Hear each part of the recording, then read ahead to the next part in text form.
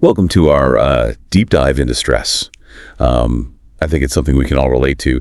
Today, we're going to try to kind of unravel what stress really is and how it's different from mental illness and most importantly, how you can manage it effectively. We've got some pretty fascinating articles to go through today. Stress the point, stress versus mental illness, and stress and mental health. What you can do to treat and prevent stress.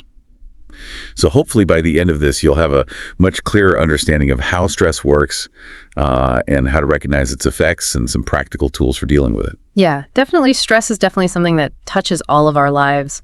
And you're right, there is so much confusion around it. I'm excited to kind of break it all down. Me too. Okay, so let's jump right in. Stress the point.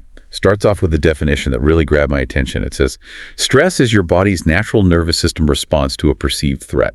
It's that classic fight or flight mode. So our bodies are basically hardwired to react when we sense danger, even if that danger is all in our heads. Yeah, it's that primal instinct we inherited from our ancestors, who needed that surge of adrenaline to escape predators or navigate other life or death situations. So in that sense, stress is actually designed to help us survive. Right. So stress in itself isn't necessarily a bad thing. It's when it becomes chronic that we run into problems. Exactly.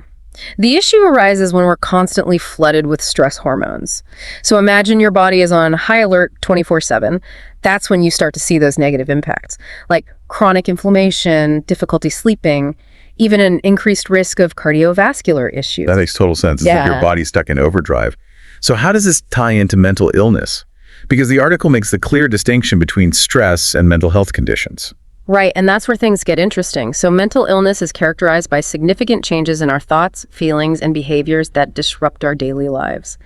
And while stress can definitely contribute to these changes, and even increase the risk of developing a mental illness, it's not the same as having a diagnosable condition. So someone could be incredibly stressed out without actually having a mental illness. Absolutely, and that's a really important point to remember. But it's also true that prolonged exposure to stress can actually make us more vulnerable to mental health conditions. The article gives the example of PTSD and CPTSD, so post-traumatic stress disorder and complex post-traumatic stress disorder. PTSD often stems from a single traumatic event, whereas CPTSD develops after prolonged exposure to trauma. That's a helpful distinction. So someone who's never experienced trauma could still develop PTSD after a single traumatic event, like the soldier mentioned in the article. But someone who experiences ongoing trauma, like abuse or neglect, would be more likely to develop CPTSD. Exactly. And what's fascinating is that chronic stress can actually change the structure of your brain, making you more susceptible to anxiety and depression. This is often what happens with CPTSD. Wow, that's kind of scary. I've definitely heard the phrase stress kills before, but I never really thought about the actual biological mechanisms behind it. Yeah, it's powerful stuff, and it highlights just how crucial it is to manage stress effectively. But before we dive into that, there's one more point from Stress the Point that I found really intriguing. The idea of becoming addicted to stress hormones. Oh yeah, that caught my eye too. It seems counterintuitive, but the article suggests that some people might actually seek out stressful situations because they're used to that feeling of adrenaline. It is a bit of a paradox, isn't it? But think about the feeling you get when you're about to perform on stage or give a presentation. That nervous energy, that feeling of being pumped up, can actually enhance your performance. Some people might get so used to that feeling that they unconsciously seek it out in other areas of their lives. So it's like they're chasing that adrenaline rush, even if it's ultimately detrimental to their well-being. Exactly, and that's why it's so important to develop those healthy coping mechanisms for stress. It's not about eliminating stress altogether, but rather about finding ways to manage it effectively and channel that energy in more positive ways. Okay, that makes a lot of sense. So we've established that stress is a physiological response, different from mental illness. But chronic stress can have some serious consequences for both our physical and mental health. But how do we know when stress is becoming a problem? What signs should we be looking out for? Both articles actually provide some really helpful lists of symptoms to look out for. Stress and mental health mentions feeling overwhelmed, anxious, restless, and having changes in your sleep or your appetite. These are all classic signs that stress is starting to take its toll. Yeah, I think most of us have probably experienced those at some point. But how do we know when it's more than just like everyday stress and when it's something we need to be concerned about? That's a great question. It's really about paying attention to your body and mind. Are you constantly on edge? Having trouble concentrating or making decisions? Are you withdrawing from social activities, neglecting your responsibilities? Are these feelings persistent and starting to impact your quality of life? These could all be signs that your stress levels are too high, and it might be time to seek support. Okay, so it's not just about the symptoms themselves, but also about the intensity, the frequency, the duration. And of course, if you're ever experiencing thoughts of harming yourself or others, it's crucial to seek professional help immediately. Absolutely. There's no shame in reaching out for support. Mental health professionals are trained to help us navigate these challenges and develop healthy coping mechanisms. Right, and sometimes just talking to someone we trust, a friend, family member, therapist, support group, can help us process our emotions, gain perspective, and just feel less alone. Yeah. Human connection is essential, especially when we're feeling stressed. So we've covered a lot of ground in this first part of our deep dive. We've defined stress, differentiated it from mental illness, explored the potential dangers of chronic stress, and touched on the importance of seeking support when needed. Now let's move on to the part I think we're all really interested in. What can we actually do about it? What are some practical strategies for managing stress effectively? That's what we'll be exploring in the next part of our deep dive. Stay tuned. Welcome back. Before we jumped into the strategies for managing stress, we were talking about how chronic stress can actually change the structure of our brains, which is a little unnerving, to be honest. It is. It's a powerful reminder of why stress management is so crucial. It's not just about feeling better in the moment, it's about protecting our long-term health and well-being. That's a great point. So let's dive into those practical strategies.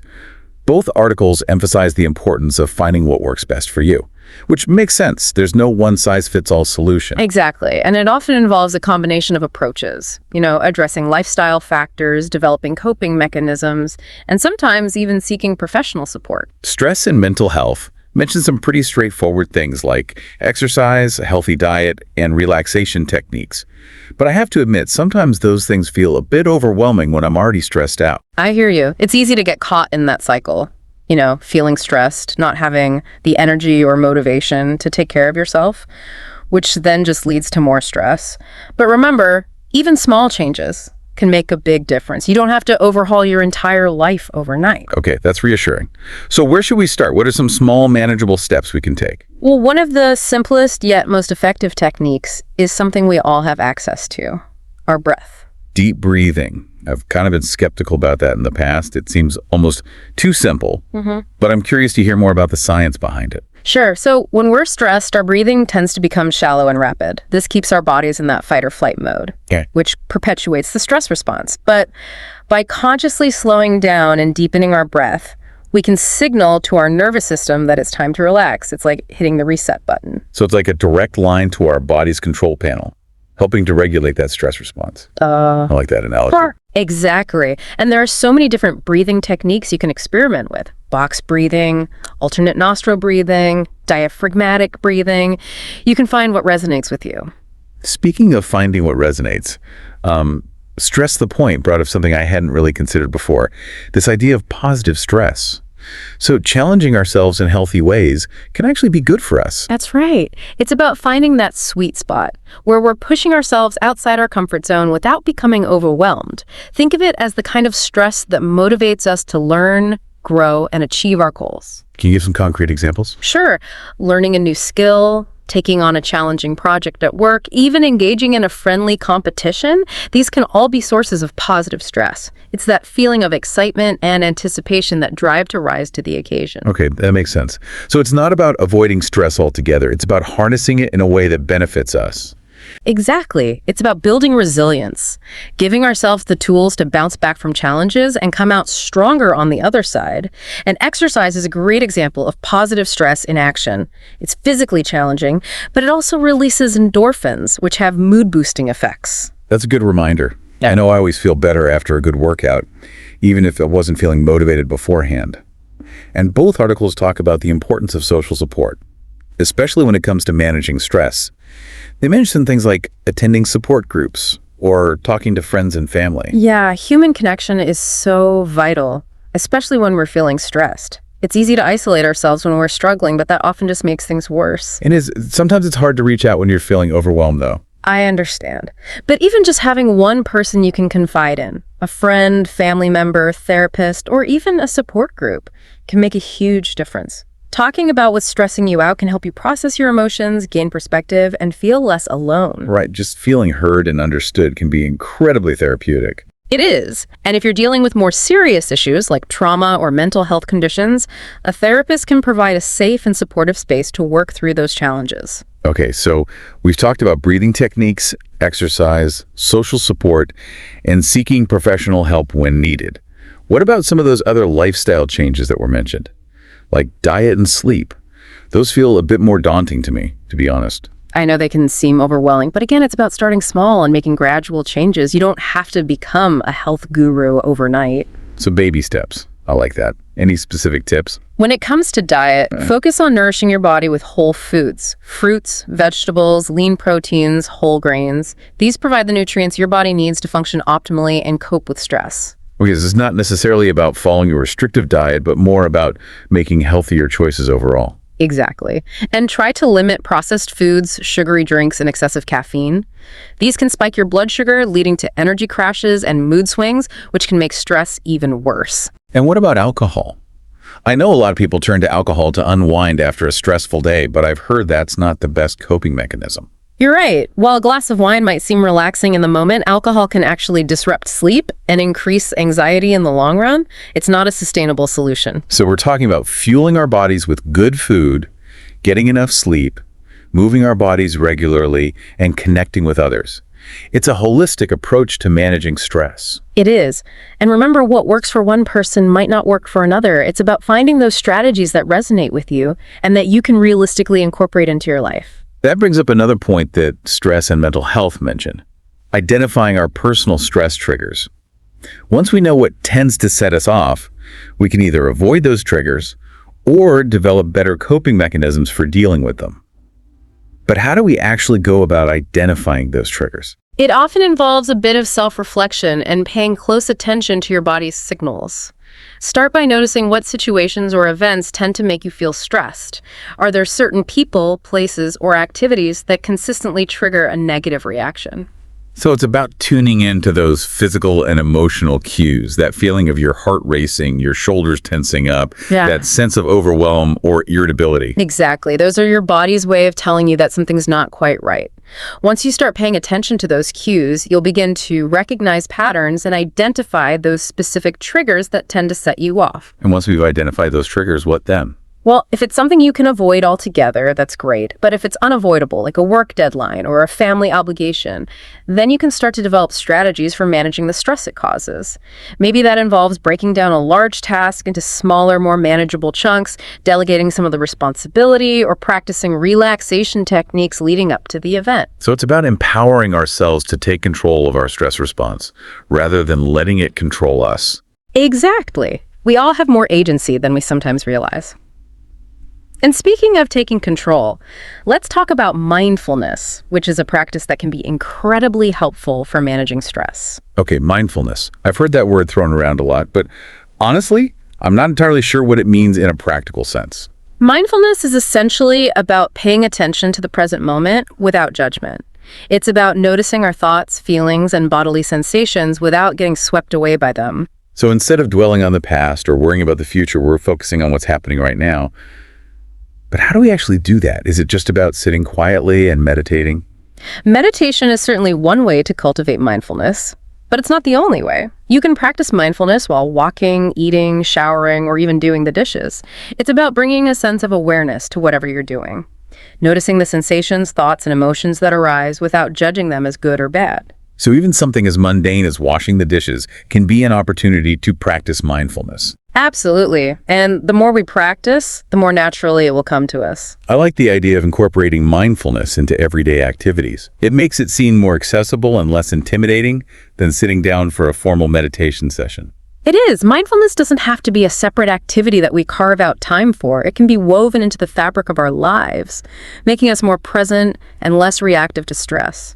This is starting to make a lot more sense, but I'm imagining it takes some effort to shift our focus from all those racing thoughts and worries to the present moment. It does, especially at first. Our minds are wired to wander, to jump from one thought to the next. But with practice, we can train our attention to stay grounded in the present moment. Are there any specific techniques for doing that? One simple technique is to focus on your breath. Notice the sensation of the air entering and leaving your body. If your mind wanders, gently guide it back to your breath. You can also focus on your senses. What do you see, hear, smell, taste, and touch? So it's like using our breath or our senses as an anchor to keep us tethered to the present moment. Exactly. And as you become more comfortable with this practice, you can start to expand your awareness to other sensations. The feeling of your feet on the ground, the sounds around you, the taste of your food. It's about cultivating a sense of presence and awareness in each moment. Okay, this is all starting to click. I'm really starting to see how powerful mindfulness could be for managing stress. It's not about eliminating stress, but rather about changing how we relate to it. You got it. It's about recognizing that stress is a part of life, but it doesn't have to control us. We have the power to choose how we respond. That's a really empowering message. And I think that's a great place to wrap up this part of our deep dive.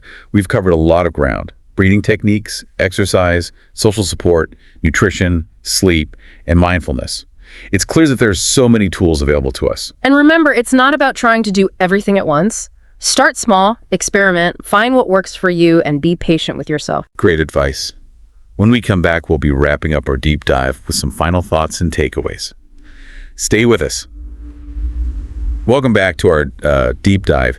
It feels like we've really explored every facet of stress, from the science behind it to the practical tools for managing it. Yeah, we really have covered a lot of ground. And, even with all of these strategies, it's important to remember that managing stress is an ongoing process, not a destination. It's about developing a toolkit of strategies you can draw on when those inevitable stressful moments arise. Right. We're not striving for a completely stress-free existence, but rather like a healthier relationship with stress. Exactly. And as we wrap up this deep dive, I think it's helpful to circle back to one of the key insights from our sources, that stress itself is not inherently bad. In fact, it can be a powerful catalyst for growth. Right. Stress the point really emphasized that idea of positive stress, that challenging ourselves can actually be beneficial. But I think it's easy to lose sight of that when we're in the thick of it, feeling overwhelmed and exhausted. It is. But if we can shift our perspective, we might see those stressful moments as opportunities for learning and growth. Instead of viewing stress as the enemy, what if we could reframe it as a teacher? What if those challenges could actually help us build resilience and discover our own inner strength? That's a really powerful reframing. I love that. Instead of fearing stress, we can learn to embrace it as a natural part of life, something that can actually help us evolve and become more resilient. Exactly. It's not about seeking out stress for the sake of it, but rather about recognizing that it's going to show up in our lives. And we have the power to choose how we respond to it. We can either let it control us, or we can use it as fuel to grow and become stronger. And we have so many tools at our disposal for navigating those stressful moments. From the simple act of taking a deep breath, to connecting with loved ones, to practicing mindfulness. It's about finding what works best for you and creating that personalized stress management toolkit. And remember, there's no shame in seeking professional support when those tools aren't enough. Mental health professionals are trained to help us navigate those challenging times and develop those healthy coping mechanisms. This has been such an enlightening conversation. Thank you for guiding us through this deep dive. I know I've learned a lot, and I hope our listener has as well. It's been my pleasure. And to our listener, we hope this deep dive has equipped you with a deeper understanding of stress and a range of practical tools for managing it effectively. As you navigate the inevitable ups and downs of life, remember that you have the power to cultivate resilience and build a healthier relationship with stress. And one final thought to leave you with as you go about your day. What if instead of dreading those stressful moments, you could approach them with curiosity? What if you could view them as opportunities to learn and grow and become a stronger, more resilient version of yourself? That's a great challenge. Definitely something to ponder. Keep exploring, keep learning, and keep taking care of yourself. Until next time.